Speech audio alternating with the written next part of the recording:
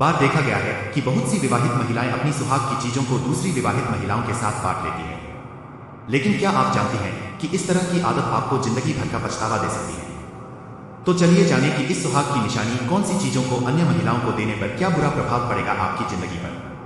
सुहाग की निशानी के रूप में सिंदूर की अपनी बहुत खास जगह है। अगर आप जिस सिंदूर की विधिया से दूसरी महिलाओं को सिंदूर लगाने के लिए देती हैं, तो इस आदत को बदल डालिए। अगर देना ही है तो भगवान पर चढ़ा या नई विधिया का सिंदूर लगाने को दीजिए, क्योंकि खुद का इस्तेमाल किया जाने वाला सिंदूर किसी विवाहित महिला को लगाने के लिए देने पर आपके सौभाग्य पर संकट आ सकता है।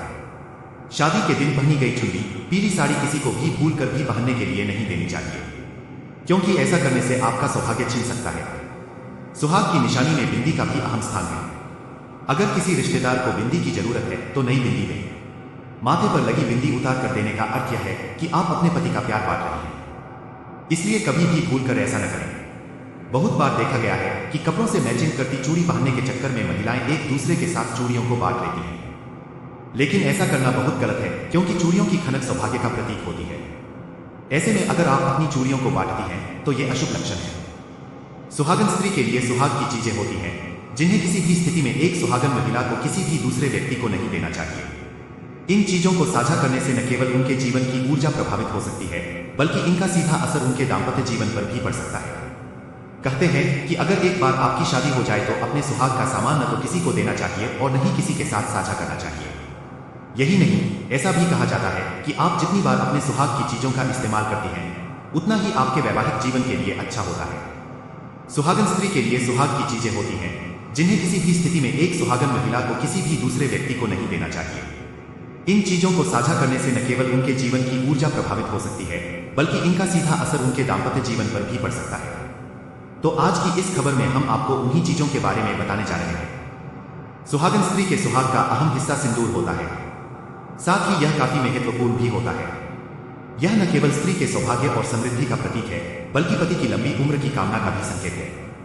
इस सिंदूर को किसी और को देना जैसे आप अपने दाम्पत्य जीवन की शुभता को किसी और के हाथों में सौंप रहे हैं।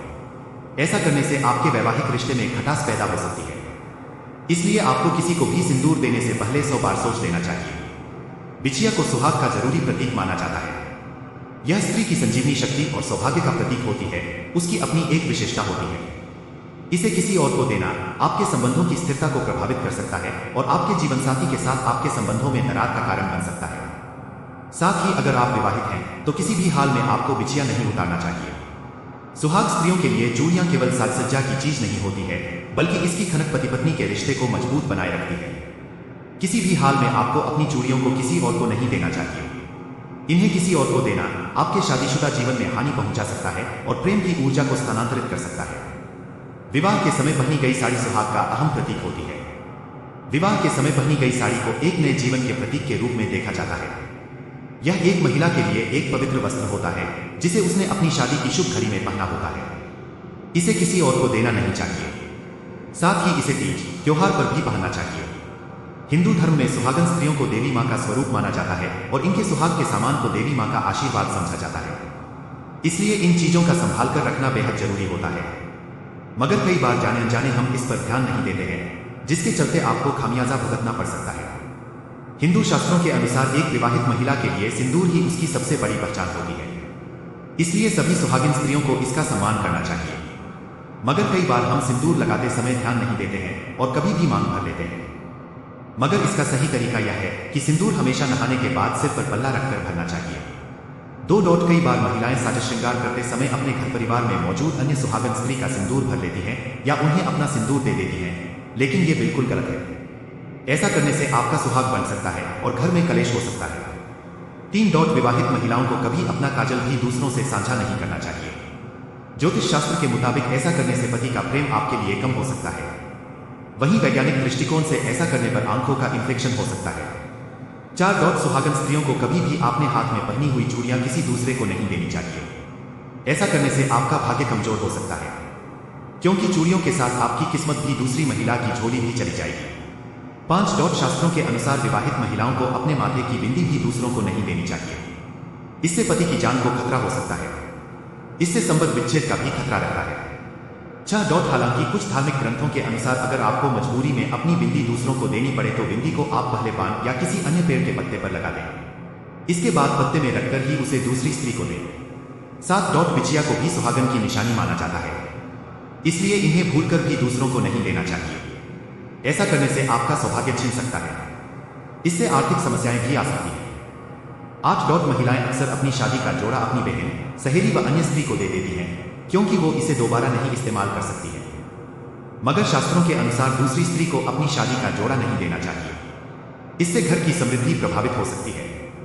जब आपको किसी बड़े सम्मान समारोह में शामिल होना है तो वहां पहुंचते तक थोड़ा तनाव लाजमी है, लेकिन उससे पहले कहीं प्रोग्राम भी देना हो तो यह तनाव और बढ़ जाता है।